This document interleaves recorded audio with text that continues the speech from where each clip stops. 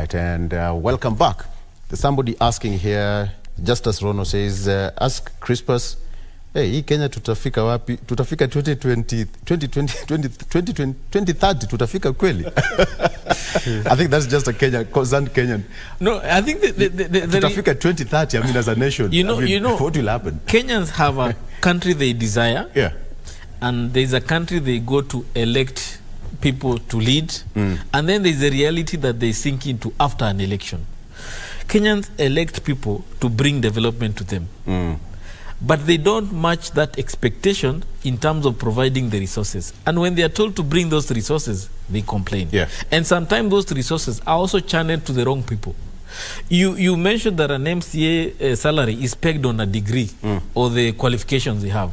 Today we have cabinet secretaries who don't have degrees, and they are doing a good job at the national level, earning a good salary. Yeah. So therefore, the salary of an MCA should be pegged on the responsibilities, not the qualification or education qualification that they have. And therefore, I want to remind Kenyans that it is important that as you go to that MCA to ask for certain needs to be met, have you matched the needs you want him met with the salary of or kitty that you've provided him as a country? Yeah. And therefore, if there will be need for us to change the constitution, to allocate more resources to the ward, then there has to be courageous Kenyans who will wake up one day, like we did in 2019 with Punguza Mizigo, and drive a constitutional change to make sure that we are able, because if we leave it to MPs, it will never happen.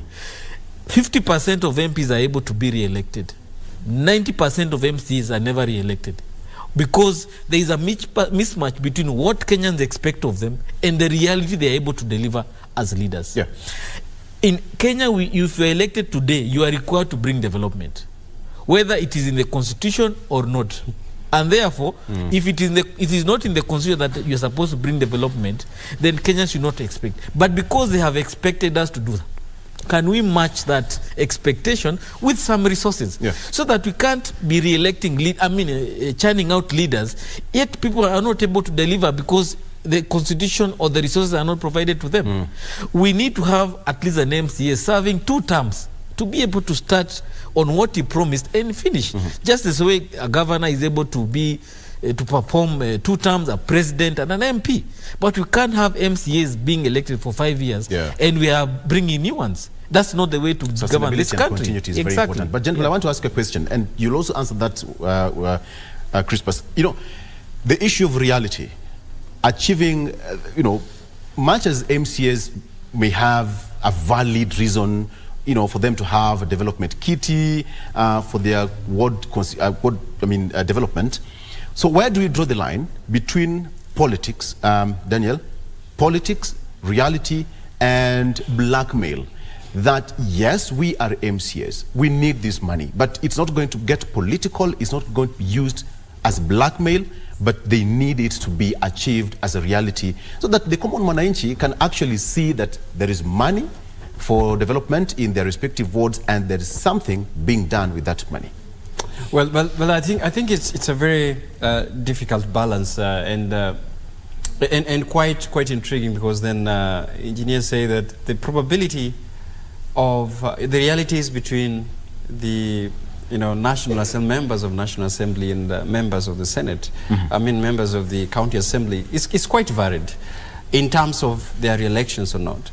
And actually the realities, because you're asking about the realities, with the money and with the funds that are within the disposal of the member of the National Assembly, it's enough. It's just enough for him to do quotes and quotes in development. Get in touch with the people, because according to what we are hearing is that when you are elected, what people expect is that you deliver, whether it is your constitutional mandate or not. And the citizens do not want to understand. What they expect is services. And I think this could be the beginning point, because for me, it could be difficult, Victor, to presume that is going to change, very soon, by members of county assembly, keep on hammering to the citizens, this is not my role. Because citizens have proven they really do not understand the constitutional role of these, of these leaders. But the issue is it real that there needs to be development in the county or not? The reality is that the further they devolve funds, the more services are to the citizens. Yeah. As opposed to when they are left within the constituency level.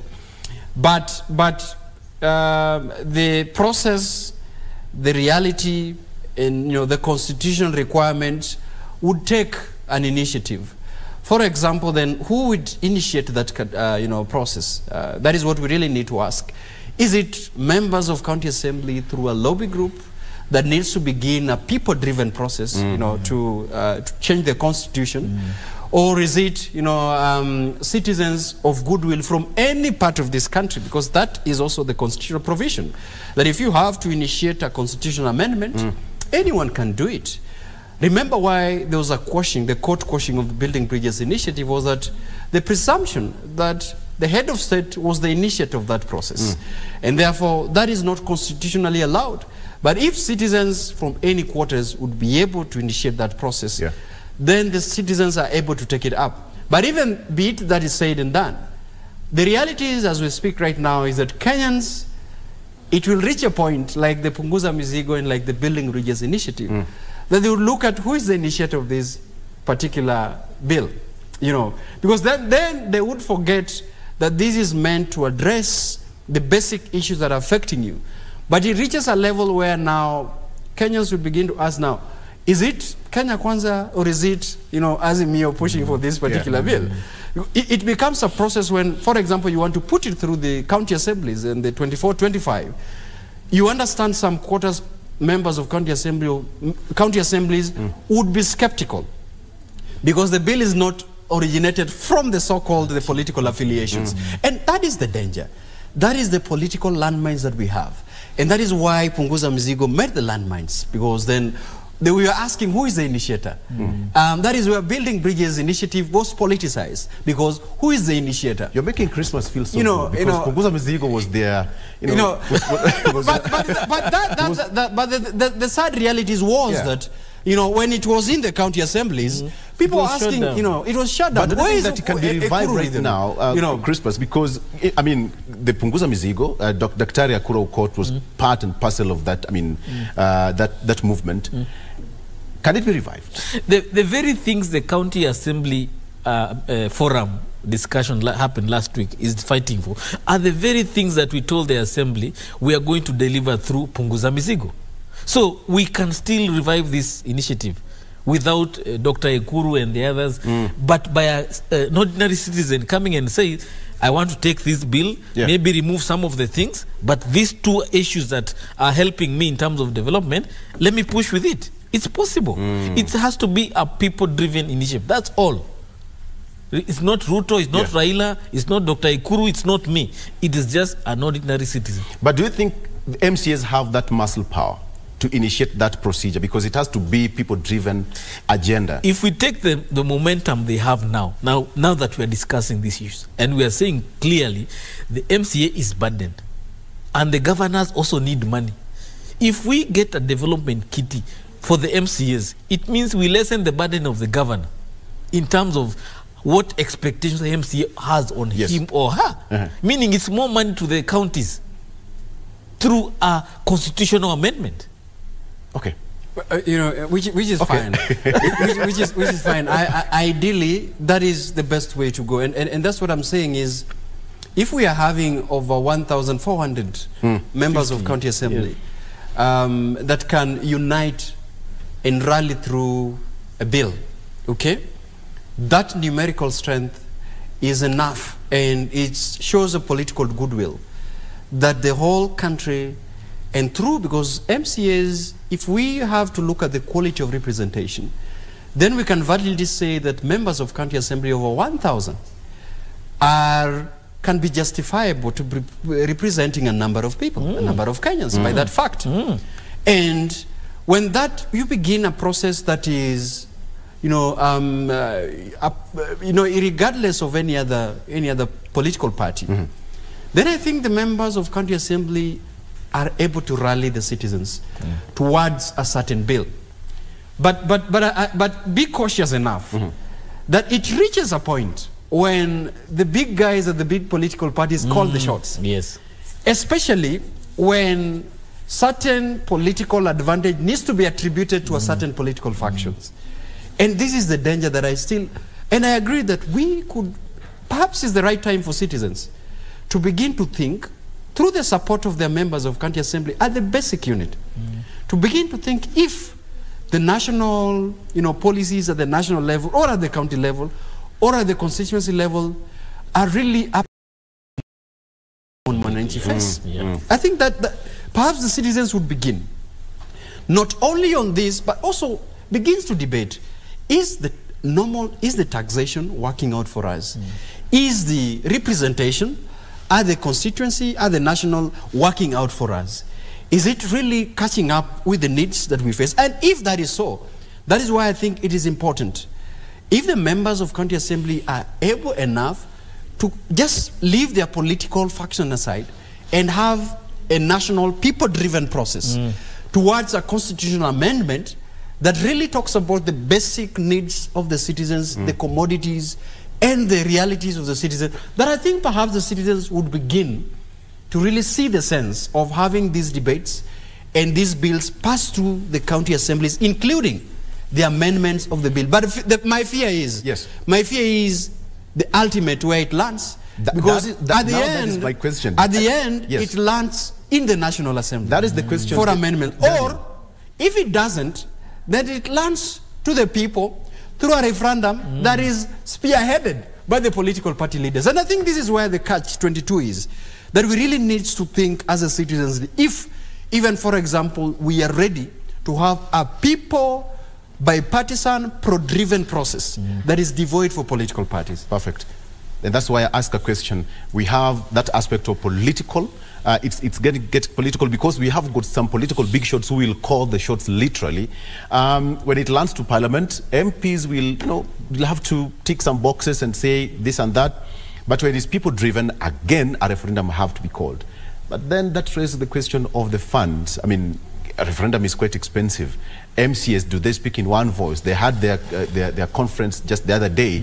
What are some of the resolutions that they came up with from that conference? But gentlemen, that's a topic for another day. And I know Crispus, 2027 it's fast approaching. 2027 is fast approaching, and you know what?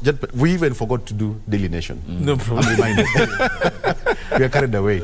Okay, on the front page of the Daily Nation, now for that reason, here it is. Ruto reignites fuel tax storm. Ruto reignites fuel tax storm. President William Ruto's quest to reinstate an unpopular fuel tax that his predecessor Uhuru Kenyatta was forced to shelve revives the political game that stock petroleum pricing and exposes Kenya Kwanza leaders doublespeak on a matter of public interest that has a direct impact on the cost of living. Now, the percentage here is 16%. Value-added tax, VAT, on fuel is currently 8%, but state is seeking to double it. Crispus. It's a very, very hot topic for Ruto to really touch on right now, because Kenya Kwanza came on a premise that we shall not increase taxes. It was very clear. All we are going to do is make sure that... We covered that. Yes. I mean, fuel is going to be reduced, this and that. So the question of going back to add taxes, because IMF has told you, it's really swallowing your own words. And it's regrettable that we're having this as a headline topic for National Daily, because we were very clear in our mind that whoever will take leadership of this country, taxation or over-taxation will not be an option. The option was to find alternative ways to rejuvenate, to stimulate this economy, and it has been done. Kibaki did it. Can there be somebody within this administration who can bring that Kibaki economic methodologies that were able to revive this economy without taxing Kenyans? Absolutely. We cannot tax a country that is already burdened with so many challenges. Again, on page 2, now civil servants vow to stage strike amid the 3% housing tax. That's also covered in one of the local dailies. They say that the tax as proposed in the Finance Bill 2023 will further shrink payslips for employees who are already struggling with the high cost of living. Very quickly, Ruto bid to return Uhuru's maligned tax on fuel sparks row in Parliament. Yesterday, Matatu owners want commuters' fare hikes will be inevitable if the higher taxes are imposed. Definitely, it will have some ripple effect. I mean, an increase from 10 shillings to 20 shillings, that has a dent, I mean, to a Matatu owner. We all know what really happens. Mama Boka will say, you know, apana nyanya moja ni 25 shillings. And there's nothing you can do about it because of that. And as Kenyans, we receive and we react to things almost instantly. They're waiting for this to go up from 8% to 16%, and everything else will. Exactly. And you see, that's what I said is, for us, as a reactive citizenry is confronted by things that are pushed, we are just waking up and, you know, realizing, oh, the fuel prices are hiked. And that definitely... The moment you touch fuel, and you see, this is always the bare knuckle of how things, the moment you touch fuel, you touch every sector. Yeah. Because that includes transport of every commodity in this country. The moment you touch on that, and you see, it's quite interesting that we are talking about the increase in taxing, you know, for the basic allowances for civil servants. You know, and of course the so-called forced housing levy fund. So what would happen? You've read very well and discovered that the civil servants, I have never seen the civil servants demonstrate. I don't know, probably they have, but I'm wondering, should they? What will happen? It's a go slow. Then it also means that other services will be brought to a halt or will be suspended. The county's funds are delayed and have been released into bits. The doctors, there is a failed conversation and the failed consultation by KMPDU. I think the papers have also covered it. And they're saying that they're starting the strike today. So what are we expecting? That the doctors are going to go on strike, okay? Both at the national level and the country referrals, they are going for a strike. The health services are going to be halted. The civil servants are probably going to stage a go-slow, or they're going to stage a protest like you've alluded to. The fuel prices are likely to go high, and the transport industry might also call for a strike. Are you seeing, as a nation, where we are going to be thrown in the next few months or in the next few days that are going to come? Is a nation that will be at a standstill? Is a nation that not any other services would be able to reach the citizens?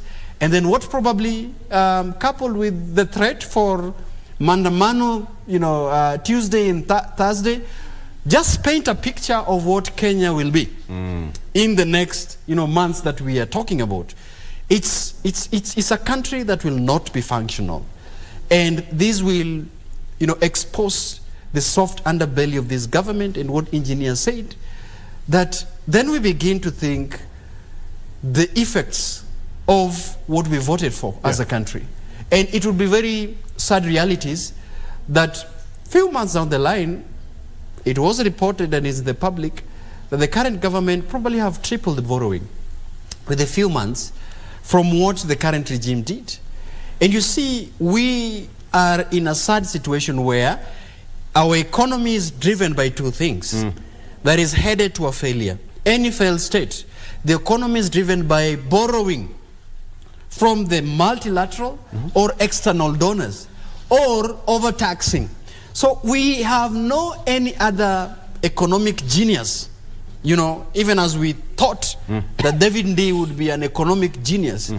We don't have any other genius now to think beyond borrowing and beyond taxing.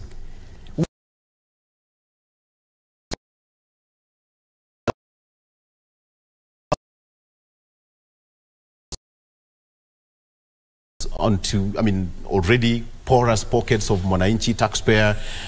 Are we able to sustain ourselves? What are better options do we have, or does the Kenya Kwanza government, I mean, have in position to, our neighbors drive the economy? Our neighbors, Uganda and Tanzania, and Rwanda, they are not very big economies. But they still are able to drive themselves because they have one thing they do. They are able to feed their people. The challenge we have as a country is that when we fail to be able to feed our people, have enough food for the country, that's where we fail. These other things that we are taxing our people to address, they can wait. But the challenge we have is that in addition to all these taxes, we taxing so that we can buy food to feed our people. We need to find ways to increase our productivity as a country in a way that we don't have to spend a lot of money importing food. A lot of this fuel we are using to transport what is food. And people moving around to do economic activity related to providing for yourself. So if you are able to produce as a country enough food that will not require people to move around and do all these activities, probably that's one way we can easily alleviate our burden economically that will not always trigger governments to come and tax us. So if we are able to look at the other regions, what are they doing to be able to feed their people without straining taxes so that they are able to provide for their people, then we can be able to address. Ethiopia is able to do that. Sudan, as much as they had issues, they have a lot of land where they're able to produce food. Uganda and all that. So I think as a country, we need to be innovative in the way we are able to address some of the urgent economic challenges. We also have a very huge wage bill. But does it commiserate with the services or the economic output that wage bill goes? If you are spending over 600 billion on civil servants, what is the economic output of those civil servants to the country?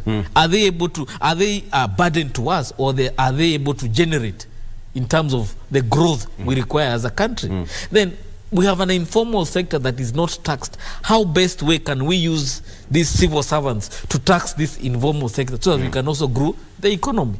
I think if we are able to tap on the areas where we are not able to generate the most economic output, then we can be able to build the country. Let's take a scenario. Two gentlemen, you're invited to the high table. Chief government economic advisors are sitting there. The president is there. And you're given like 2-3 minutes to present your proposal on how to resuscitate this economy and to sustain it. Let me start with you, Daniel. What would you give as a proposal? One is austerity measures. One, I think it's quite important for the government to reduce on the wastage. I think that for me is one. I would advise that I don't see the need of sustaining about 50 chief executive secretaries, for example, in the as civil servants. Well, I also think that is quite important to to invest in areas that are economic viable, in food security, transport sector. So for me, I think there's two. And third is the government to go to go full scale in tackling corruption. Those three important points are able to channel back, the monies back to, to the exchequer. Because I hear people say, government, reduce, over borrowing. The reality is the current government, for it to sustain itself, it has to borrow. And until the government is advised to embark on austerity measures and deal with corruption, then we are able to have enough supply in the exchequer and then to reduce on borrowing. Crispus. For me, it's three areas. Number one, can we be able to produce food for our people? That's number one. So as if we're able to feed our people, and people don't have to spend so much money to look for food, that's one area we need to address. Number two is the issue of how much are we spending to import, and what are we importing for? We import as a country everything. How can we find ways to cut some of the things that we import and start producing them locally? Meaning we put money in areas we can be able to increase productivity within the country of things that we don't necessarily have to import. And lastly, as he has said, fighting the issue of corruption and austerity. How much money do we spend and what does it help us to do what? We need to look at those areas. We need to cut wastage, and number two, in the same breath, cut issue of corruption. Those are some of the things that we need to take away as a country. And lastly, we need to have a stimulus package for this country that is targeted on areas that are struggling to grow that yet we have a lot of potential with. For example, the issue of sending laborers out of the country. That's where we need to put money. Training, skilling our people so that they can go out there and be able to be employed and send us remittances. If we are having a challenges with our export in terms of agriculture, how else can we be able to improve that area so that we are able to help those sectors that we have always done very well but are struggling to be able to grow? All right. Okay. Fair enough, gentlemen. We are almost winding up, but I want us to tackle certain things here very quickly. The team, the bipartisan team is resuming their talks this week. And of course, Mandamano was stopped because Eden Kainan was kicked out as they demanded, as per Azimio. But then Tuesday meeting is most likely to churn out some of the issues they wanted, whether one, it will be a parliamentary or not. Whether to include people who are not parliamentarians. Of course, they agreed to have the Secretariat, Paul Mwangi, who is Wakili, as representing Wakili Azimio, and Kenya Kwanza also picked lawyer Mudhoni Thiankolu to represent Kenya Kwanza. So what should you expect moving forward? I mean, it's now a month or so. I mean, Daniel. Well, I was the bipartisan talk for me. Normally, I look at what are the. Is it something of a priority that deals with the 4 areas that Azimio gave? And I think a week ago, I was telling you in the panel when we had here Dr. Rotich was saying, I think the issues of cost of living, the issues of looking at electoral reforms, and other things probably are not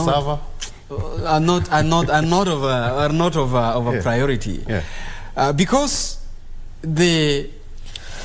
remember we had to go back and try to go back to the street because one representative was, or I think there are 2, Sadan Kainan and the Kwasing, I think, that is a bone of contention in the representation and those who are representing. I think there's something else that is not of a priority to the cost of living, but the politicians and the 2 parties are probably. I think so. Okay. I am probably sure so, because we were asked, and Azimio asked for resumption of protest, not because there was a disagreement on the formula of restructuring the cost of living. It was on generally a representation of 2 people. But I think one thing that we need to look forward, I have not heard the fate of the former select committee. I don't know whether they were pushed out of office, that their functions and their terms of reference ended by the bipartisan representation of 2 bipartisan parties. I think it needs to be clear to tell Kenyans what was the fate of the former select panel that was done in accordance to the Constitution, because that is a constitutional process. What happens to them? Because I told you the danger is that if they're not properly handled, then they would go to court because their selection was a constitutional process, as opposed to bipartisan process, which is not a constitutional process. But anyway, it's 2 parties agreeing. But moving forward, I probably expect that there could be an agreement on addressing the thorny issues. And my interest is then what is there, first of all, because the cost of living that we are equally talking about in this panel, as our first topic, what would be their proposal on the cost of living, and secondly on the critical issues that are affecting the election commission. And by the way, it is probably not the panel as the first priority in the electoral reforms. It is the review of the boundaries. Okay. All right. Let's take a quick break. Let's take a quick break. When we come back, I'll give you 2 minutes each so that we can get our final remarks, as well as Dr. Engineer, for you to respond to that as well before we wind up. All right. So let's take a break. We'll be right back shortly after this.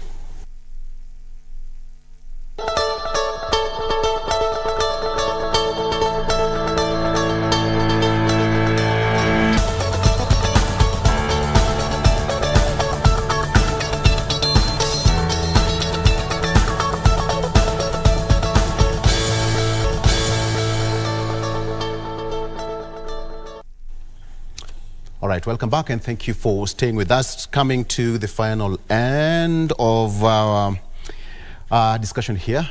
Crispus, your take on the bipartisan talk that we resume. They have got touchy matters to handle. For me, I think from the text, the outcome of the text, probably I expect them to go slow on the IBC issue, to allow for more consultation across the parties.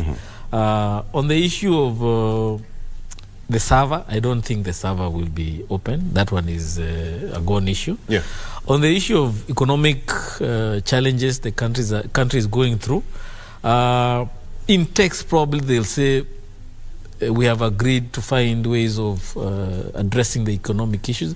But what I want to tell you in what is not on text is that certain economic interests will remain protected as they are today, while others, there'll be a compromise. Because the whole Maandamano was about the system, as it were, in the previous administration, trying to protect itself. And yet this government came in and they also had their own economic interests to build upon. And there was that conflict. So I know certain sectors will suffer, especially issues to do with food. Millers will be paid. Probably the subsidy, people who have been complaining will be paid. People who are supposed to be paid the subsidy for fuel will be paid, which this government had refused to pay. Such things. There are certain economic interests that were pushing for the Maandamano, which will be sorted out. But overall, I don't think much in terms of benefiting Kenyans will come out of this bipartisan. A quick question to you gentlemen. Azimio proposed that they needed this team to be expanded outside Parliament. But Kenya Kwanza maintained that no, it has to be purely parliamentary and that's it. What do you think is going to happen? Because this is one of the touchy matters they are going to handle from tomorrow moving forward. Daniel, who is going to blink first on this?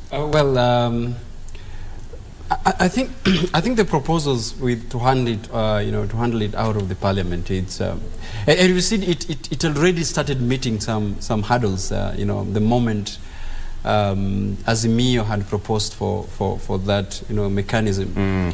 One is because the fear that you see the parliament is majority is already within Kenya Kwanza. And that no favorable, outcome would be handled that favors Azimio when it's taken to the parliament, because you could see the assumption is the Kenya Kwanza has got the majority, and if anything that requires a voting or consensus or any other thing, it probably parliament would not, the outcome of it will not favor Azimio. But secondly, is my worry about the mutating nature of this conversation. The idea that it should be like Kofi Annan-led process, and pundits are asking for the Kofi Annan-led process. There was already a presumed outcome. That the outcome, the similarities of Kofi Annan process is the outcome would be that the two leaders would be compelled for a 50-50 government. You see, from that view is, those who actually watched the Kofi Annan process this was going to lead where one person will be asked to, as a mutual float that Kenya Kwanza said. Yes, we already know what you're after, and you see what happens if Azimio insists, that this kind of conversation really needs to, to go out of the parliament and to have a dialogue that will bring about stakeholders, and even the request that if push come to shove, then we need external parties. Because I am tempted, and you will see this playing out, that you see if we don't agree, then we need an external party, either call somebody from the AU or call somebody from the IGAD, to spearhead this process, because then as Kenyans we cannot agree. That could be another outcome of it, which of course do not really look good for the side of Kenya Kwanza, and probably Kenyans, because then would we ask ourselves, are we really not able to handle internal issues of this country? If there is conflict or violence, are we not having competent, people? The religious leaders, of course, religion is now under indictment, whether they can, handle an issue objectively or not. But I foresee a situation where I see that we might still have a breakdown in the dialogue process, because now they are going to get to the thorny issues of that conversation, which the cost of living, like I keep on telling you, might be the fourth agenda, you know, thrown to the fourth agenda. Yeah. The issue might be, you know, on the other side, opening of the server would just be an issue that would be threatened when probably the talks are going to fail, you know, to wipe people's emotions about going to the street. But in the dialogue itself, there will be issues on how to, you know, share this kind of government. And I'm telling you the truth, this is now what is going to break down this conversation. Because I foresee a situation where the Azimio probably would be asking, you know, for some particular privileges in the government of the day. But at the end of the day, what do you expect the conversation to, you know, to end up into? Because on the IBC selection panel would not really be assured. In fact, the IPPG was there in 1990s, I think, and the opposition did not have its way in that elections. It was here in 2013, the Isaka-san Commission was equally sent home because of the Jubilee, and I think NASA had to agree to send the commission home. The outcome of election did not favor any political functions. What guarantee do we have that even this one, when we have the selection panel, would favor one political party? So I think it will not really be an issue about the selection panel at the end. Gentlemen, tumaliza hii kitu. Tunasema hivyo. For me, I'm just, I just hope that at the center of these talks, the needs of Kenyans take priority. If they are able to find a dialogue that can be able to address not all of them, but some of the issues, aside from looking at their own interests, because they have to look at their own interests, but at least some of the Kenyan challenges that we are going through are able to be addressed, I will be happy. But that's a story for another day. We just hope and pray. But in case it goes outside Parliament, the man to worry is Gachagua. Because if you look at the numbers that Raila has, Crispus, as a person, you've opened another set of let me just say, Gachagua is a man to worry because Raila has over 5 million votes of his own. A handshake or a grand coalition or some form of alliance between Ruto and Raila, Gachagua is finished. Even 2027, Ruto will not require Gachagua. So if it goes outside Parliament, Gachagua should just worry. We'll discuss this another day. Can we just hold that? Can we just hold that for our next discussion? And I promise you'll be here next week on Monday. I promise. Crispus will be here on Monday, and that is our next topic of discussion come next week. Amen. We'll do that. Having a handshake, whatever. Whatever. Okay, gentlemen, thank you so much for joining us. It's been... we've done more than we were supposed to do. It's a pleasure to be here. Pleasure to be here. Always. But just to give you a quick reminder that doctors will start their strike today as per the KMPDU. Medical services in public hospitals are set to get messy after doctors announced that they will start their strike today, saying that talks with the government had collapsed. That is according to KMPDU Secretary General Davji Bimji Atela, who said that that all the intern doctors will not go to work today, but instead they will travel to Nairobi for a union's meeting at Ufungamano House tomorrow. So the strike is on as per the KMPDU unless stated otherwise. And just to tell you that you need to get ready for that, because we don't know what will happen and how long it will take. To all the students going back to school, we wish you all the best. Crispus, Daniel, so I mean, they need to go back, and of course they said that they need a lot of caution. And the drivers need to exercise some caution. Exactly, we lost 6 students just 2 weeks ago. Along the road, especially when you're ferrying these students, because we have lost a number of these, especially most of the road carnages currently. You hear that there are students inside, a number of casualties. So I think we really need to be drivers to exercise some caution. But importantly, the Ministry of Education, we had challenges with JSS in the first term. We hope this time they are more organized. The loose ends. Pay the teachers who came on board as JSS teachers, and be able to have the textbooks in place, everything that is required to make this program successful. Because it's a good program, we just need to enough resources to be provided for it to work. The issue of Mukumu, remember what happened a month or so ago? Some students lost their lives and even some of the staff. I mean, it's upon the school to make sure that, you know, the food stuff that has been there, beans, maize, rice that have been there for quite some time. We all know the effects of aflatoxin. I mean, just discard of them. It's not a matter of life and death. All right. Thank you. To all the students, we wish you all the best as you resume classes for the next 14 weeks. And that is the next discussion that Doreen will be handling here, Matters Education. So stick around for that, and we appreciate you for a valid company. Crispus and Daniel Orogo, thank you so much. See you tomorrow. Goodbye.